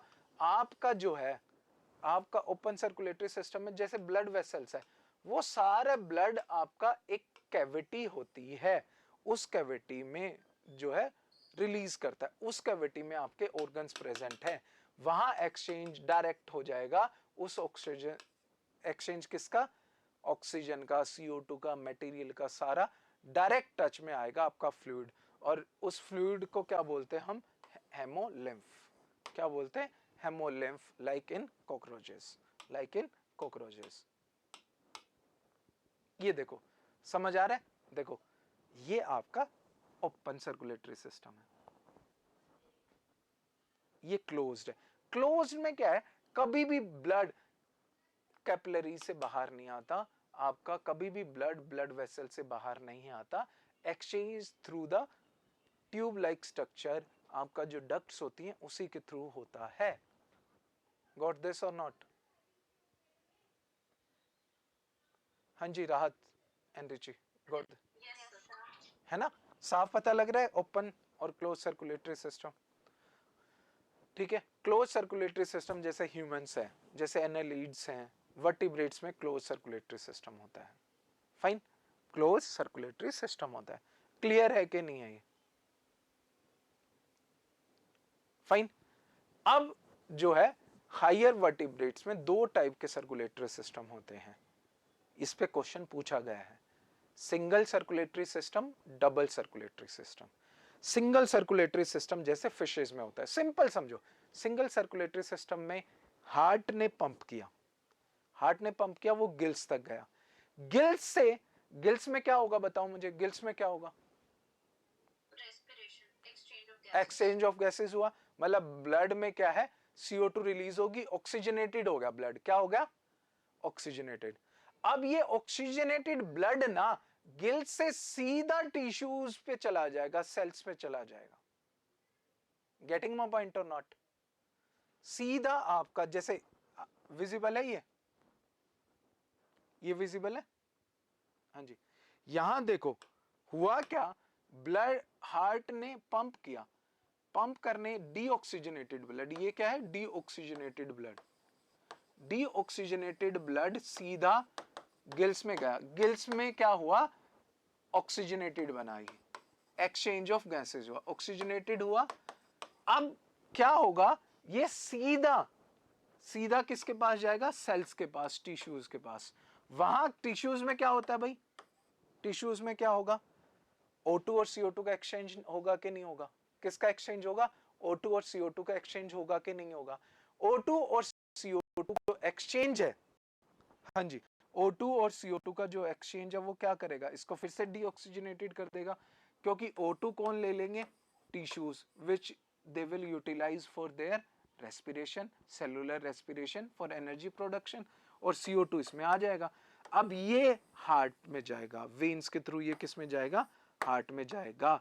और जो फिशेस का हार्ट होता है वो टू चैम्बर्ड होता है बच्चे, क्या होता है, टू चैम्बर्ड, आर्ट्रियम और वेंट्रिकल होता है, जो आपका ऑक्सीजनेटेड डीऑक्सीजनेटेड ब्लड, उसमें कुछ भी सेपरेशन नहीं होता, किसमें, सिर्फ दो चैम्बर्स होते हैं, किसमें, फिशेस में। डबल सर्कुलेटरी सिस्टम में क्या होता है, आपका जो है ब्लड दो सर्कुलेशंस में हार्ट में जाता है, मतलब फर्स्ट हार्ट से, फॉर एग्जांपल हार्ट से गया कहां, लंग्स पे, लंग्स में फिर क्या होगा, एक्सचेंज ऑफ गैसेस होगा, डीऑक्सीजनेटेड ब्लड पहले हार्ट में आएगा, दोबारा से किस में आएगा, हार्ट में आएगा, हार्ट से उसे फिर से पंप किया जाएगा कहां, फिर से पंप किया जाएगा कहां, बॉडी, सेल्स में, टिश्यूज में, टिश्यूज में पंप किया गया, टिश्यूज में पंप करने के बाद this will again through veins it will come to the heart, इसको बोलते हैं डबल सर्कुलेशन, इसको क्या बोलते हैं, डबल सर्कुलेशन। एक मॉलिक्यूल दो, मतलब जो ब्लड सेल्स हैं वो दो बार होके जाती हैं हार्ट से एक बार सेल्स तक पहुंचने के लिए। गेटिंग माय पॉइंट और नॉट? क्लियर है कि नहीं है? डबल सर्कुलेटरी सिस्टम और सिंगल सर्कुलेटरी सिस्टम। फिशेस में क्या होता है, टू चैम्बर्ड हार्ट होता है। एम्फीबियंस में क्या होता है, हाँ जी, एम्फीबियंस और रेप्टाइल्स में कितना होता है, थ्री चैम्बर्ड हार्ट होता है। एम्फीबियंस और रेप्टाइल्स में क्या होता है बच्चे, थ्री चैम्बर्ड हार्ट होता है, ठीक है। बर्ड्स और मैमल्स में क्या होता है, फोर चैम्बर्ड हार्ट होता है, क्या होता है, फोर चैम्बर्ड हार्ट होता है, किसमें, बर्ड्स और मैमल्स में। बर्ड्स और मैमल्स में क्या होता है, फोर चैम्बर्ड हार्ट होता है। क्लियर है कि नहीं है ये? एक्सेप्शन क्या है, रेप्टाइल्स में जो क्रोकोडाइल होते हैं उनमें कितना चैम्बर्ड हार्ट होता है, बताओ मुझे। क्रोकोडाइल्स में क्या होता है, फोर चैम्बर्ड हार्ट होते हैं। क्रोकोडाइल में क्या होता है, क्रोकोडाइल रेप्टाइल्स ही हैं, उनमें क्या होता है, फोर चैम्बर्ड हार्ट। नॉर्मली जैसे स्नेक्स हैं, स्नेक्स में क्या होता है, थ्री चैम्बर्ड हार्ट। आपके फ्रॉग हैं, इन सब में क्या होता है, थ्री चैम्बर्ड हार्ट होता है। इनमें क्या होता है, थ्री चैम्बर्ड हार्ट होता है। क्लियर है कि नहीं है? मैमल्स में क्या, फोर चैम्बर्ड हार्ट होता है। बर्ड्स में भी क्या होता है, फोर चैम्बर्ड, जिनमें ज्यादा एनर्जी चाहिए वो। क्लियर है? यहां तक क्लियर है?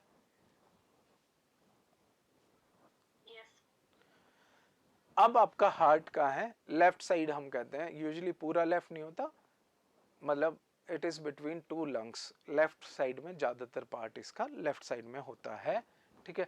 It is four chambered, two right chamber, two left chamber, ठीक है। दो आर्टरिया होंगे और दो आपके वेंट्रिकल्स होंगे, right and left atrium. Atrium ऊपर वाला पार्ट होता है एंड नीचे वाले क्या होंगे, वेंट्रिकल्स, ओरिकल्स जिसे बोलते हैं ऊपर वाले। Fine, clear. अब मैं आपको थोड़ा सा साइकिल बताता हूँ, ये पूरी हार्ट की साइकिल क्या होती है, ठीक है। ब्लड कैसे हार्ट में, ह्यूमन हार्ट कैसे ट्रांसपोर्ट करता है।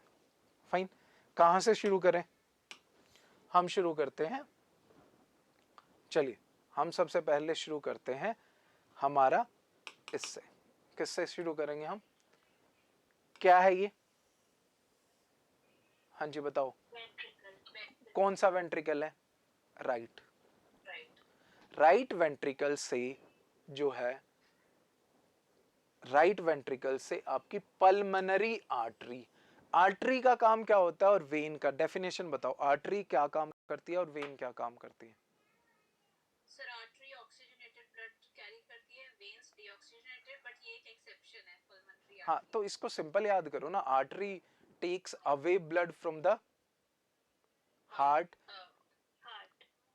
जो भी हार्ट से दूर लेके जा रही है वो क्या होगी? आपकी आर्टरी। एंड जो हार्ट में लेके आ रही है कहीं से वो क्या होगी? वेन। वेन्स। सिंपल है।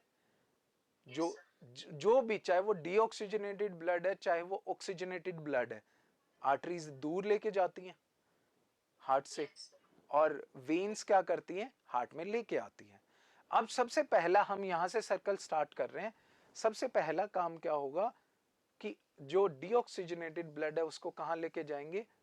जो पल्मनरी आर्टरी है वो कहां लेके जाएगी भाई? पल्मनरी आर्टरी उसको लेके गई लंग्स में। लंग्स में क्या होगा आपका? हाँ जी, लंग्स में एक्सचेंज ऑफ गैसेस होगा। पल्मनरी वेन, ये दोनों एक्सेप्शन है। पल्मनरी वेन अकेली वेन है जिसमें क्या होता है? ऑक्सीजनेटेड ब्लड होता है, ठीक है। पल्मनरी आर्टरी ओनली आर्टरी है जिसमें क्या होता है? डीऑक्सीजनेटेड ब्लड होता है। क्या होता है? डीऑक्सीजनेटेड ब्लड, ठीक है। अब ये कहां जाएगा?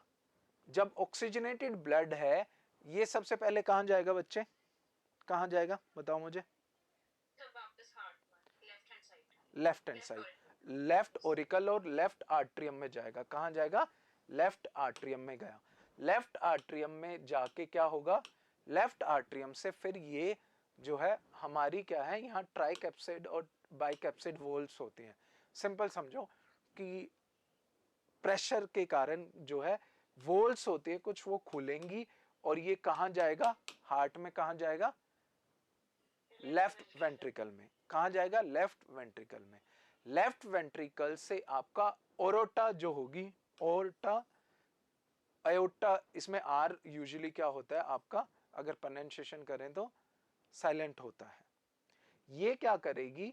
आपका ऑक्सीजनेटेड ब्लड को कहां लेके जाएगी? पूरे बॉडी पार्ट्स में, सेल्स में लेके जाएंगी। अपर लोअर पार्ट्स में आपका क्या है? ब्लड सप्लाई होगा। ब्लड सप्लाई होगा, सेल्स में क्या होगा? एक्सचेंज ऑफ गैसेस, O2 और CO2 का एक्सचेंज होगा। जो आपका जो है कैपिलरीज में डीऑक्सीजनेटेड ब्लड है वो कलेक्ट होगा and it will move to the right atrium, right atrium में। तो राइट साइड क्या है हार्ट की? डीऑक्सीजनेटेड ब्लड है। लेफ्ट साइड क्या है आपका? ऑक्सीजनेटेड ब्लड है।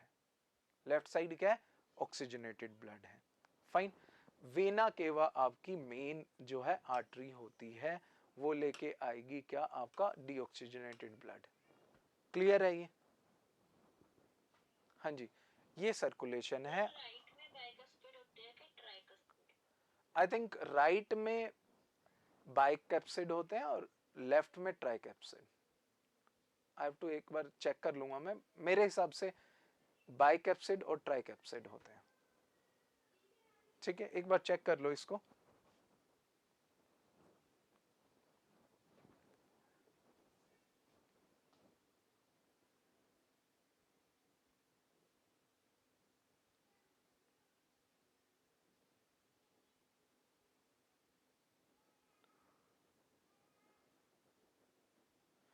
एक्चुअली जो है 10th तक का जब हम पढ़ते हैं ना उसमें इतना ये मैटर भी नहीं करता, हम नहीं पढ़। बाई लेफ्ट में लिखा है। बाई लेफ्ट में है तो बाई लेफ्ट में होगा, और ट्राई किस में होगा आपका? राइट।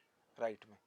ये सारी देखो, इससे समझ आ जाएगा आपको कि सारी चीजें। वोल्स होती हैं आपकी किस चीज के लिए, ताकि जैसे जो आपकी जो है, हाँ जी, सेमी लूनर वोल्स क्या होती हैं बताओ मुझे। तो ये बेसिकली उसके लिए होती है कि जब हम हार्ट पंप करते हैं तो पंप करता है, वापस प्रेशर वापस वापस नहीं आए, उन्हीं वेसल्स में ना चले जाए। हाँ yes. Unidirectional flow of blood के लिए ये यूज होती हैं। किसके लिए, यूनिडायरेक्शन फ्लो ऑफ ब्लड, चाहे वो आपका पल्मोनरी आर्टरी से जा रहा है या अरोटा से जा रहा है। सेमी लूनर वोल्स क्या करेंगी, उसको एक डायरेक्शन में ही वो वापस ना आए क्लोज कर देंगे, ठीक है। फिर आपकी वोल्स क्या होती हैं, आपकी आर्ट्रियोवेंट्रिकल वोल्स, ये बिटवीन, जैसे ट्राइकैप्सिड वोल इसमें होगी, किस में होगी ट्राइकैप्सिड, राइट में, राइट में ही है ना ट्राइकैप्सिड, यस सर। और लेफ्ट में आपकी बाइकैप्सिड होगी। ये बिटवीन आर्ट्रियम एंड किसके बीच में ओपन होती है, आर्ट्रियम एंड वेंट्रिकल्स के बीच में ओपन होती है। क्या, आपकी आर्ट्रियोवेंट्रिकल वॉल्स, एक बाइकैप्सिड होती है, एक आपकी क्या होती है, ट्राइकैप्सिड, बाइकैप्सिड एंड ट्राइकैप्सिड वोल्स होती हैं। अब इसको वही चीज है जो हमने किया है, इसको वोल्स इसमें एक्स्ट्रा दिखाई हुई हैं, जो हमने सर्कुलेटरी सिस्टम पूरा किया है। अब होता क्या है, हार्ट की साइकिल होती है। हार्ट में ना एक क्या होता है, साइनो आर्ट्रियल नोड होती है। क्या होती है, साइनो आर्ट्रियल नोड, क्या चीज है ये, SAN, पेस मेकर या सेल्फ एक्साइटेड मसल्स होती हैं। ये क्या होती हैं, सेल्फ एक्साइटेड मसल। कहाँ प्रेजेंट होती हैं ये, आपका राइट आर्ट्रियम, कहाँ प्रेजेंट होती है, राइट आर्ट्रियम से। सेल्फ एक्साइटेड का मतलब है they do not need the signal from brain, अपने आप ही क्या है, एक्साइट मतलब कॉन्ट्रैक्ट होती रहेगी, रिलैक्स होती रहेगी अपने आप ही, फाइन, अपने आप ही क्या होगी, ये एक्साइट होती है अराउंड, जैसे नॉर्मल पर्सन में कितनी बार धड़कता है, 72 टाइम्स। तो वो कंट्रोल किससे, जो धड़कन है वो क्या चीज होती है, हाँ जी, जो धड़कन है वो क्या चीज होती है, हमें सुनाई देती है ना लब डब साउंड, वो क्या सुनाई देती है lub dub sound, So this closing of these atrioventricle valves. एन, ये जो हमारे ट्राइकस्पिड एंड बाइकस्पिड valves हैं, जब इनके क्लोजर होती है तो ये लब डब साउंड आती है। एक की लब होती है डब की, दोनों ना सेमिलुनर वोल्स भी बंद होती है ना, दोनों केसेस में आपका क्या है, एक लब साउंड एक डब साउंड, अलग अलग सेमिनुलर वॉल एंड आइट्रोवेंट्रिकल वॉल्स, इनके क्लोजर पे आपको क्या है, मतलब अगर सिंपल भाषा में करूं तो जब ये बंद होती है तो प्रेशर के कारण आपका क्या है, इनसे ब्लड जाके टकराता है, जो आपको लब डब की साउंड सुनाई देती है। हार्ट की साइकिल क्या है, देखो कंप्लीट साइकिल तो हम नहीं पढ़ेंगे, फिर भी थोड़ा हमें पता होना चाहिए कि जो कॉन्ट्रैक्शन की साइकिल है उसे क्या बोलते हैं हम, सिस्टोल, और जो रिलैक्स्ड होता है उसे क्या बोलते हैं, डायस्टोल। सिस्टोल में प्रेशर आपका हाई होगा और डायस्टोल में क्या होगा, प्रेशर लो होगा। वैसे ही इनकी जो डिफरेंशिएशन है कि आपका जो है वेंट्रिकल सिस्टोल, ऑरिकल या आर्ट्रियम का सिस्टोल, वो अलग अलग है। बट अभी हमें क्या याद करना है, सिर्फ सिस्टोल में क्या है, कॉन्ट्रैक्शन होगी, और डायस्टोल में क्या होगा, रिलैक्स होगा।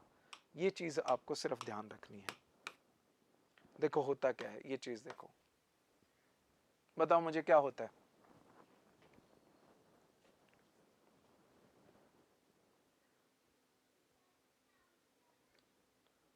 सबसे पहले एट्रिया जैसे वेंट्रिकल डायस्टोल वो रिलैक्स हो रिलैक्स होंगे तो आपका क्या आएगा उसमें, ब्लड रिलैक्स हो गए, खुले हो गए, मतलब सिंपल सी बात है, स्पेस बना, ब्लड आया, कहां से आया, पल्मोनरी आर्टरी। आया इसमें, नहीं सर, डीऑक्सीजनेटेड ब्लड आया डीऑक्सीजनेटेड, हाँ वेना के वजह से आया।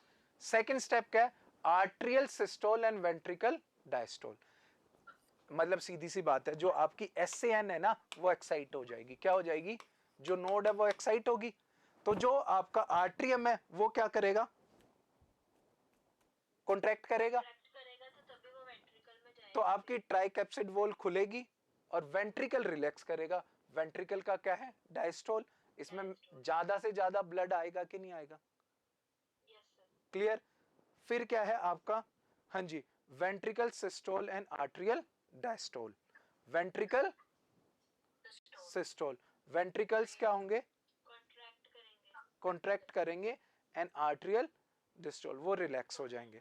ये वेंट्रिकल जब वो करेंगे तो क्या होगा, इससे एक साइड लंग्स में जाएगा और दूसरा बॉडी में जाएगा, ब्लड जाएगा। इनमें क्या होता है देखो, अगर मैं सिंपल, कई चीजें हैं, मैं पूरा डिटेल में नहीं जाता, वो +2 में पढ़ाए जाते हैं। SAN होता है, परकुंजी फाइबर्स होते हैं। क्या होते हैं, परकुंजी फाइबर्स। जो ये सिग्नल बना ना, सिग्नल एक्साइटमेंट का, ये सिंपली है, पहले इससे फाइनली किस पे ट्रांसफर हो जाता है, परकुंजी फाइबर्स।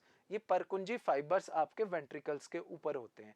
ये वेंट्रिकल्स को क्या कर देते हैं, सिग्नल देते हैं मसल्स को कॉन्ट्रैक्ट होने का। किसको, मसल्स को कॉन्ट्रैक्ट होने का। क्लियर है कि नहीं है ये चीज, हाँ जी, ठीक है ना। लगभग ये पूरी साइकिल कितनी देर में होती है, 0.8 सेकेंड्स में। कितनी, 0.8। तभी कहते हैं ना लगभग 72 टाइम्स हमारा हार्ट क्या करता है, बीट करता है लगभग। मतलब टोटल सिस्टोल और डायस्टोल ईच, मतलब पूरी साइकिल लगभग 0.8 सेकेंड्स में होती है। ऐसी 72 नॉर्मल ह्यूमन बींग्स में होगी। जो हम कहते हैं ना धड़कन कितनी है, 72, उसका मतलब ये होता है।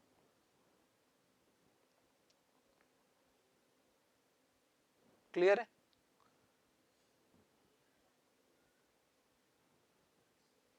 ये देखो,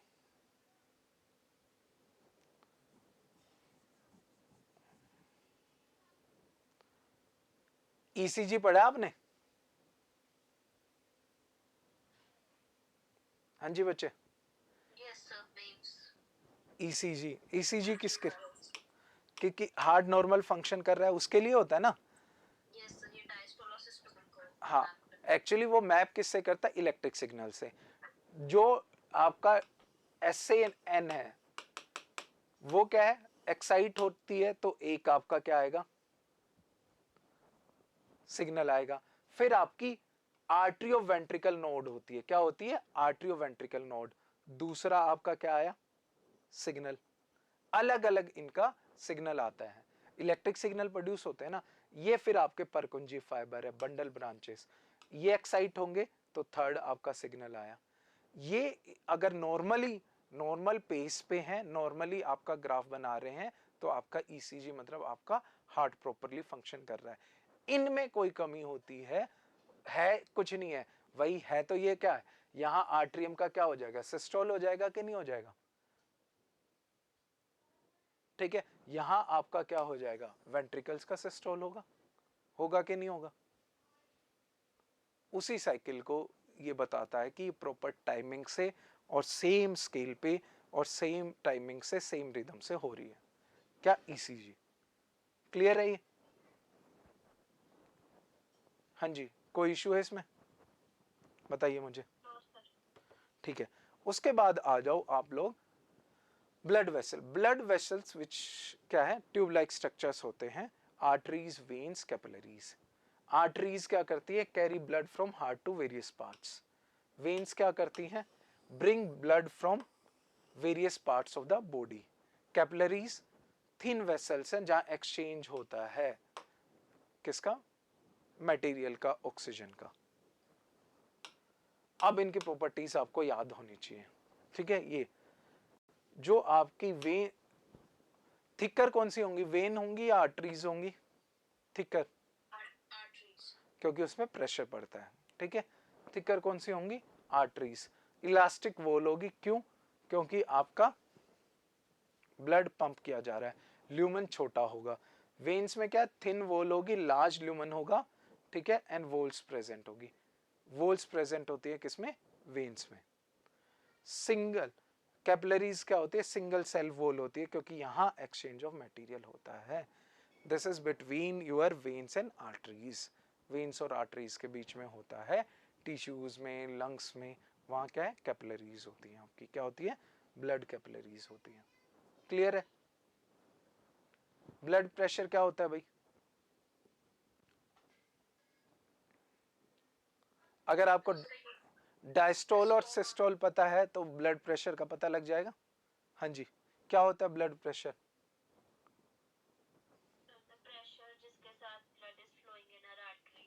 हाँ, पर मिनट. पर मिनट मतलब पर मिनट नहीं होता, प्रेशर का पर मिनट नहीं होता बेटा. प्रेशर एटमॉस्फेरिक प्रेशर के रेफरेंस से हम कितने mm ऑफ Hg, वो साथ में वो नहीं लगा होता, उठता है कितने ऊपर गया है वो. जब आपका सिस्टोल होता है तो नॉर्मली कितना है, 120 mm of mercury. 120 mm of mercury. अगर आपका डायस्टोल है तो कितना होना चाहिए, 80. डायस्टोल है तो कितना होना चाहिए, 80. ठीक है ना. कौन सा इंस्ट्रूमेंट है, ये इंस्ट्रूमेंट भी पूछा गया है. ये इंस्ट्रूमेंट स्फाइगोमोमेनोमीटर, ये किस चीज के लिए यूज होता है, ब्लड प्रेशर को. क्लियर. अब हाइपरटेंशन में क्या होता है, हाइपरटेंशन यानी बीपी हाई जो बोलते हैं हम, ब्लड प्रेशर हाई, उसमें क्या होता है, आर्टरीज ब्लॉक हो या किसी कारण आपका क्या है, आपका जो डायस्टोलिक प्रेशर है वो 120 से ज़्यादा दिखाई दे, ज़्यादा बताता है. लो प्रेशर के केस में जो आपका systolic pressure 120 mm of Hg से ज़्यादा होता है. और डायस्टोल के केस में अगर वो 80 से कम है वो भी डेंजरस होता है, वो लो प्रेशर कंडीशंस होती है. ब्लड के कॉन्स्टिट्यूएंट्स बताए थे मैंने. हाँ जी, थोड़ा सा आइडिया होना चाहिए क्या है क्या नहीं. देखो कॉन्स्टिट्यूएंट्स, प्लाज्मा 55%, मैंने कल लिखवाया था ये. प्लाज्मा कितना होता है, 55%. Cellular elements 45%. प्लाज्मा में क्या होता है, आयरन, सोडियम, पोटाशियम, सब कुछ. प्लाज्मा प्रोटीन्स, एल्बुमिन्स, मैंने क्या बताया था इस, और ग्लोबुलिन्स, एंटीबॉडीज होती है कि नहीं होती. फाइब्रोनोजेंस होते हैं जो आपका क्लोटिंग में काम आते हैं. सब्सटेंसेस जो जैसे न्यूट्रिएंट हो गए हैं, वेस्ट प्रोडक्ट होगी, हार्मोन्स, रेस्पिरेटरी गैसेस जो ब्लड का ट्रांसपोर्ट का काम है. ठीक है. Cell type, erythrocyte, platelets, basophils, eosinophils, ये ग्रेनुलोसाइट्स हैं, है ना, ये एग्रेनुलोसाइट्स हैं. ठीक है. इनका मेन काम defence and immunity, blood clotting, transport. Blood पर mm³ ऑफ वाटर, पर माइक्रोलीटर कह सकते हो. ब्लड आरबीसी काउंट कितना होता है, 5 to 6 मिलियन. प्लेटलेट्स का 250,000 मतलब 2.5 से 4 lakh. 2.5 lakhs to 4 lakhs normally किसमें, 1 mm³ या 1 माइक्रोलीटर ऑफ उसमें. और आरबीसीज कितनी होती है, लगभग 5,000 to 10,000 in 1 microlitre of blood.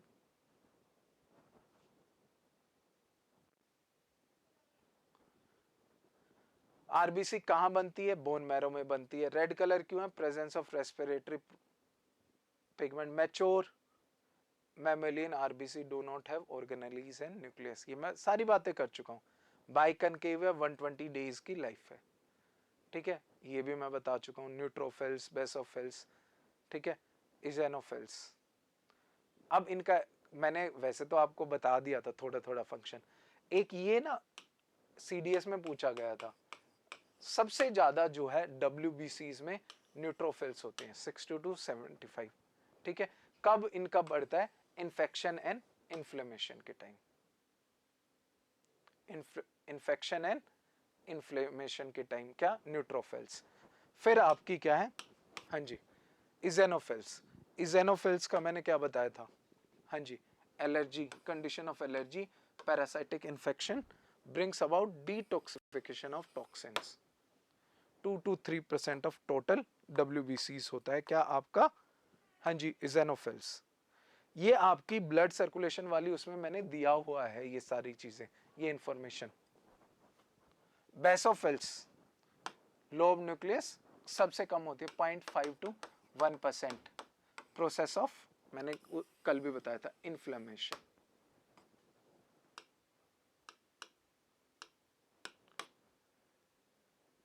Monocyte and lymphocyte.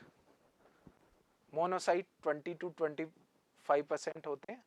They produce antibodies and functions during bacterial infection के टाइम, और जो है टी सेल्स आपकी वायरल इन्फेक्शन के टाइम आपका cell mediated immune response produce करते हैं। मोनोसाइट क्या करती है, लार्जेस्ट है एंड दे फेगोसाइटिक होती हैं। ये क्या होती है, phagocytic, neutralisation of bacteria. Fine. Platelets का भी पता है, कोगुलेशन होता है। प्लेटलेट से क्या होता है आपका, कोगुलेशन होता है, मतलब ब्लड क्लोटिंग करती हैं। प्लेटलेट्स क्या करती हैं आपका, ब्लड क्लोटिंग करती हैं। ठीक है, दे डू नॉट हैव, हाँ जी, न्यूक्लियस का ये पार्ट्स होती हैं, छोटे छोटे टुकड़े होते हैं। इनमें ना मैंने बताया था 12 फैक्टर्स प्रेजेंट होते हैं। वो फैक्टर्स एक chain of reaction, cascade reaction बोलते हैं, कास्केडिंग इफेक्ट करते हैं, जिसके कारण आपका ब्लड क्लोटिंग होता है। जिसके कारण क्या होती है, ब्लड क्लोटिंग होती है। क्लियर है? हाँ जी, राहत एंड रिची, क्लियर है यहाँ तक? ठीक है, तीसरा कर लेते हैं आज।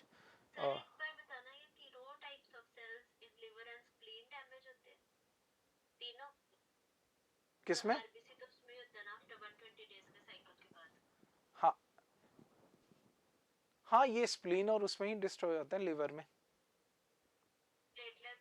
हाँ हाँ,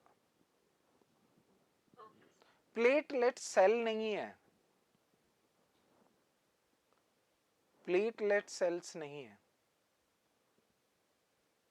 प्लेटलेट्स तो सेल का पार्ट है। क्या होता है, जो मेगा कायरोटिक सेल्स होती है ना, वो टूट जाती हैं। वो क्या हो जाती हैं, छोटे छोटे टुकड़ों में टूट जाती है। ओके, लास्ट है एक्सक्रीटरी सिस्टम। इतना डिटेल में नहीं करेंगे, बेसिक आइडिया होना चाहिए फंक्शन क्या कैसे करता है और क्या। देखो, एक्सक्रीशन क्यों चाहिए, एक्सक्रीशन यहाँ हम जो है मेन एक्सक्रीशन की बात करते हैं, तो किसकी बात करते हैं बताओ मुझे, क्या निकालना जरूरी है जिसके लिए एक्सक्रीटरी सिस्टम बनाया गया है, स्पेशलाइज्ड एक्सक्रीटरी सिस्टम में बोलो। सब्सटेंसेस जैसे कि किसी में अमोनिया होता है, यूरिया हो गया, ठीक है, नाइट्रोजनस सब्सटेंसेस। सिंपल सी बात है, अमोनिया निकालना। Ammonia is very dangerous for the body. अभी पहले नहीं पता था कि क्या डैमेज करता है। अब रिसेंट रिसर्च स्टडी में आपको किसी बुक में नहीं लिखा होगा कि अमोनिया के साइड इफेक्ट क्या है। अभी रिसेंट उसमें रिसर्च में मिला है कि अमोनिया सीधा ब्रेन सेल्स को किल कर सकता है। ठीक है, अमोनिया बाहर निकालना है। अमोनिया, अब अमोनिया कैसे निकालते हैं, वो 3 टाइप के ऑर्गेनिज्म होते हैं, अमोनियोटेलिक, यूरियोटेलिक एंड यूरिकोटेलिक। अमोनियोटेलिक क्या होंगे, जो डायरेक्ट, जैसे मैराइन ऑर्गेनिज्म है, वो क्या करते हैं बच्चे, मैराइन ऑर्गेनिज्म डायरेक्ट अमोनिया को ही डिफ्यूज कर देते हैं।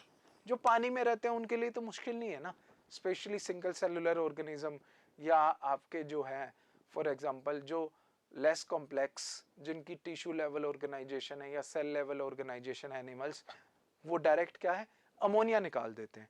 उनको बोलते हैं अमोनियोटेलिक। अमोनियोटेलिक आपका मतलब वो सीधा अमोनिया निकालते हैं। यूरियोटेलिक में क्या होता है, आपका जो है यूरियोटेलिक में क्या हो जाएगा आपका, उसमें urea, ammonia is converted into A compound called urea. किस में कन्वर्ट हो जाता है, यूरिया में कन्वर्ट कर देते हैं। COONH3NH3 ये फॉर्मूला होता है, उसमें कन्वर्ट हो गया। किस में कन्वर्ट हो गया, यूरिया में।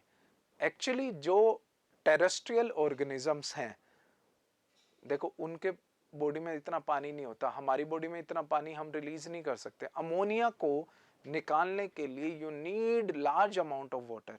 अगर हम सीधा अमोनिया टैलिक होते, यूरिया के कारण क्या हो जाता है, कंसंट्रेटेड फॉर्म में यूरिया निकाल सकते हैं हम, ध्यान दो मेरी बात। इसलिए लेस अमाउंट ऑफ वाटर से भी हम काम चला सकते हैं।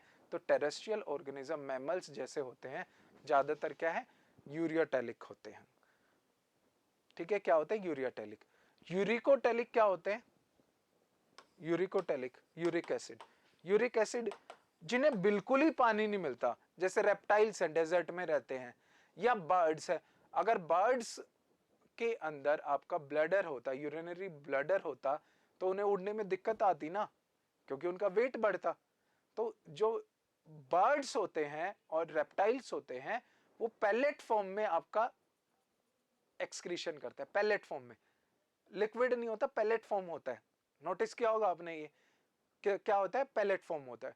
वो पैलेट फॉर्म जो होती है वो सेमी सॉलिड जो लिक्विड होता है, वो क्यों होता है, यूरिक एसिड बहुत कम पानी, कंसंट्रेटेड, बिल्कुल कंसंट्रेटेड फॉर्म में आपका एक्सक्रीट आउट किया जा सकता है।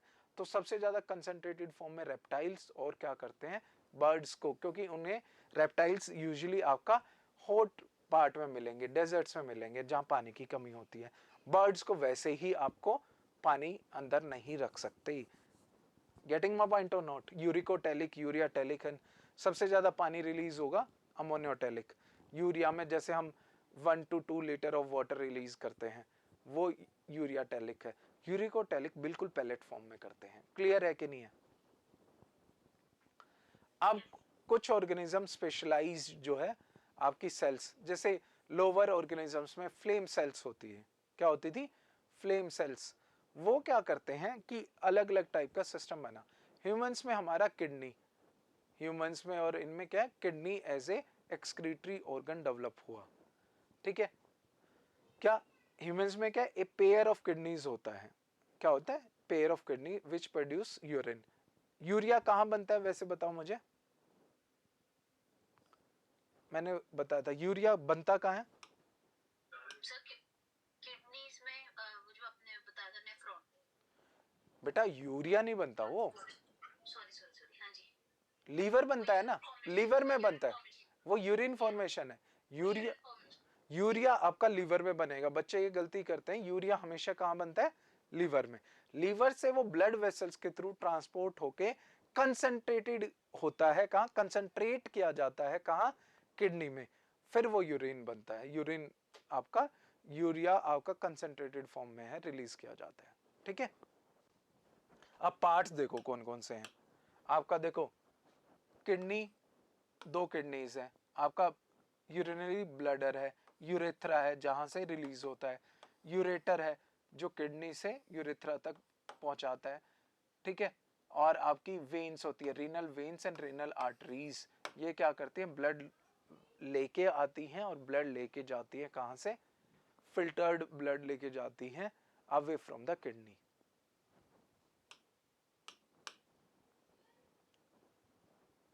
ठीक है, दूसरा भी है स्किन के थ्रू और लंग्स के थ्रू भी करते हैं, जैसे हमारे सोल्स वगैरह रिलीज करते हैं हम ऑक्सीजन। अब किडनी का स्ट्रक्चर क्या होता है, किडनी का जो है 2 रीजन होते हैं, ये देखो 2 रीजन नजर आएंगे आपको, कोर्टेक्स एंड मेडुला। किडनी में क्या होते हैं, 2 रीजन्स होते हैं, cortex and medulla, cortex and medulla. Renal cortex बाहर वाला और मेडुला अंदर। The kidney consists of outer dark region called cortex and inner light region medulla. Both of these region contains uriniferous tubules or nephron. अब आपको याद रखना, nephron is the basic unit of excretory system. Kidney की जो basic unit है वो क्या है, नेफ्रॉन। एक किडनी में लगभग 1 मिलियन नेफ्रॉन होते हैं। क्या होते हैं, 1 मिलियन के आसपास नेफ्रॉन्स होते हैं। ट्यूब्यूल लाइक स्ट्रक्चर होता है, ट्यूब्स होते हैं जो कंसंट्रेट कराते हैं, रीअब्जॉर्प्शन कराते हैं जो रिक्वायर्ड है, और यूरिया की कंसंट्रेशन करके उसे यूरिन की फॉर्मेशन में बाहर निकालते हैं। The medulla consist of multi tubular conical mass is called the medullary pyramid. ये क्या है, उस base are adjacent to cortex, cortex के साथ उसका बेस लगा होता है। ऐसा ट्रायंगुलर स्ट्रक्चर में होता है, यहाँ कोर्टेक्स के साथ बेस होता है, ये मेडुलर रीजन है। On inner concave side of each kidney helium present होता है, जहां से ब्लड वेसल वगैरह, ये हीलियम है। हीलियम क्या है? ये वाला पोर्शन है, जहां ये हीलियम, जहां से ब्लड वेसल्स वगैरह किडनी में एंटर करती हैं, जहां से आपका यूरेट्रा बाहर आता है, यूरेटर बाहर आता है। क्लियर है? ठीक है। अब नेफ्रॉन का स्ट्रक्चर, 1 मिलियन नेफ्रॉन होते हैं, बता चुका हूं मैं। ठीक है। Each nephron consist of renal corpuscle और मालफेजियन कॉर्पसल एंड रीनल ट्यूब्यूल्स। देखो है क्या, the renal corpuscle consist of cup shape Bowman capsule containing bunch of capillaries. ये चीज देखो, ये है, दिख रहा है स्ट्रक्चर? ये आपका क्या है? बोमन्स कैप्सूल है। ये क्या है? बोमन्स कैप्सूल है। ग्लोमरस क्या है? आपका जो ये आर्टरीज का जो गट्ठा है या कैपिलरीज है। ठीक है, ये बोमन ग्लोमरस है। ठीक है, ये आपका फिल्टरेट करता है, फिल्टरिंग ऑर्गन कह लो। ठीक है, ये चीज। एंड ये क्या है? आपकी ट्यूब्यूल है।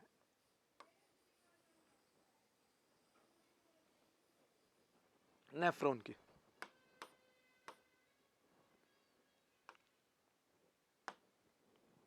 मालफेजियन कॉर्पसल एंड ये क्या? बोमन्स कैप्सूल है। अब देखो, blood enters the capillaries, afferent arteries के थ्रू ब्लड एंटर करता है, एफरेंट से जाता है। जब वो एंटर करता है, क्या होता है? Bowman's capsule continues as the renal tubule which consist of 3 region. जो बोमन्स कैप्सूल है उसके 3 रीजन है नीचे, मतलब ये एक आपका ये एंड है प्रोक्सिमल, मतलब पास वाला, एक लूप ऑफ हेनले है, एक आपका डिस्टल कॉन्वोल्यूटेड ट्यूब्यूल है। इन तीनों में अलग अलग प्रोसेस होती है रीअब्जॉर्प्शन की, कंसंट्रेशन ऑफ यूरिन की।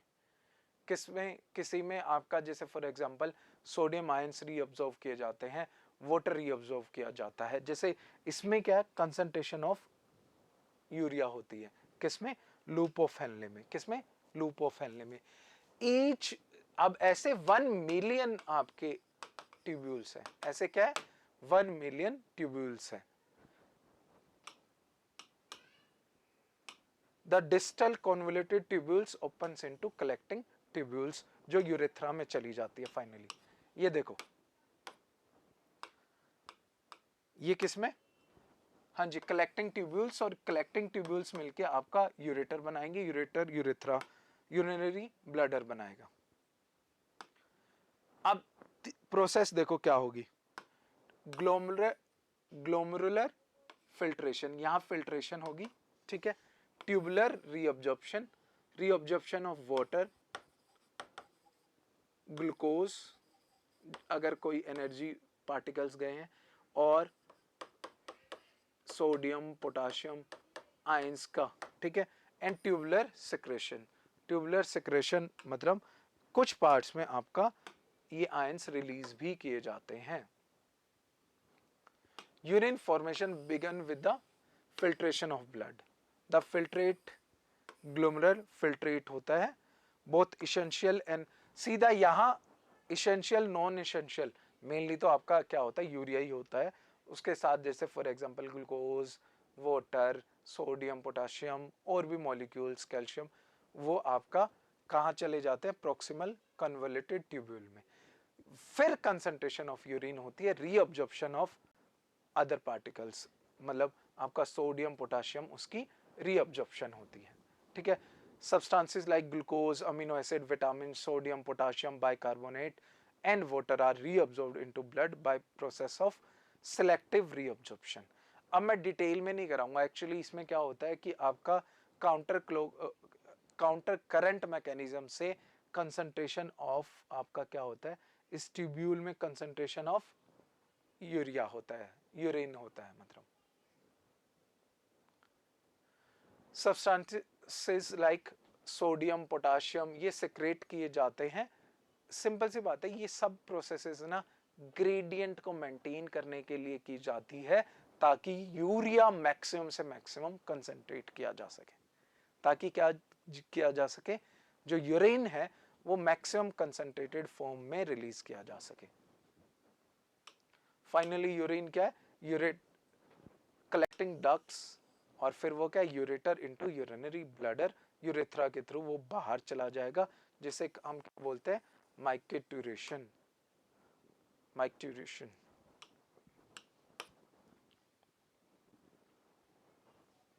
ठीक है। अब फिल्ट्रेट देखो कितना ज्यादा होता है, फिल्ट्रेट पर डे लगभग 170 million to 170 litre. 2 million kidney क्या करती है, 170 litre to 180 litre filtrate per day. लेकिन इतना तो हम यूरिनेशन नहीं करते, हम कितना करते हैं, मैक्सिमम से मैक्सिमम 1 to 2 लीटर। बाकी सारा 99% रीअब्जॉर्व हो जाता है। क्या हो जाता है, रीअब्जॉर्व हो जाता है। क्लियर है कि नहीं, बताओ मुझे। फिल्ट्रेट, ये प्रोसेस है, क्लियर।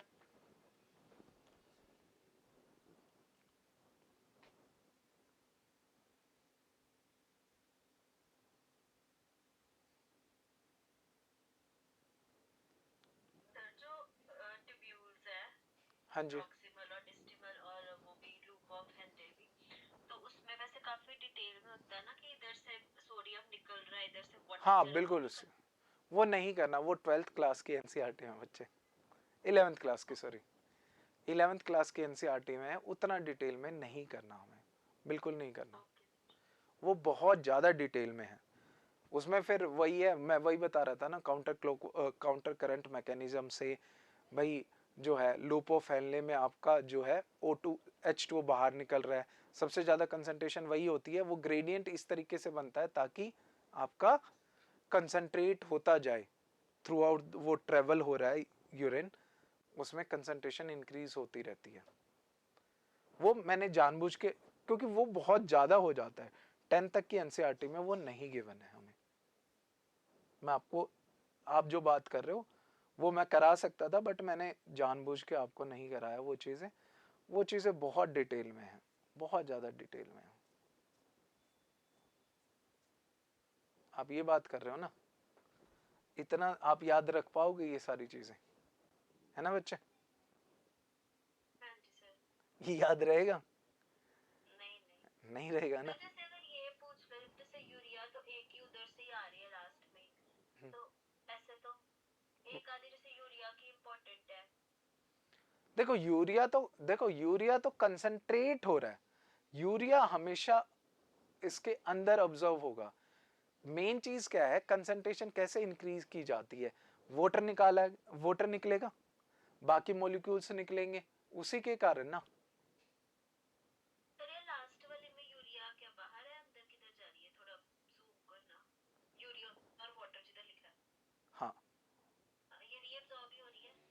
हाँ, रीअब्जॉर्ब हो रही है ये, लेकिन फिर क्या है, ये दोबारा से ये कंसंट्रेशन इंक्रीज करने के लिए वो डिपेंड करेगा कि आपका यहाँ कितना जो है वाटर, अगर आप बहुत ज्यादा वाटर पानी पीते हो, कम पीते हो, उन चीजों पे ये डिपेंड करता है।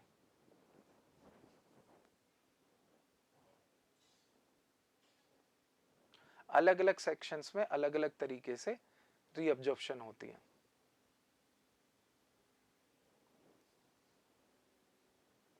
ये चीज हमें नहीं करनी है वैसे, है ना, क्लियर है। ये देखो, ये है मेन इसका, यहां से यूरिया निकला ना बच्चे, तो ये इस उसमें दोबारा से अंदर जाके और कंसंट्रेट होगा ये।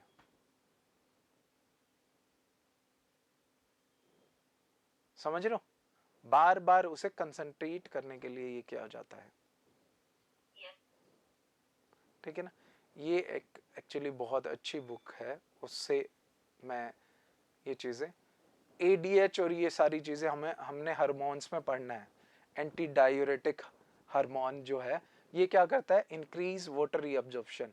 जब आपने पानी बहुत कम पिया है जैसे, तो क्या करेगा, वो और ज़्यादा कंसंट्रेट करेगा यूरिया को, क्योंकि आपको पानी बचाना है ना, वो एंटी डाययूरेटिक हार्मोन का काम है। और एल्डोस्टेरोन क्या करता है, रेगुलेट्स द सोल्ट रीअब्जॉर्प्शन। ये देखो एडीएच का जो है वही चीज जो मैंने आपको बताया। ये सारी चीजें हमने कहाँ करनी है, हमने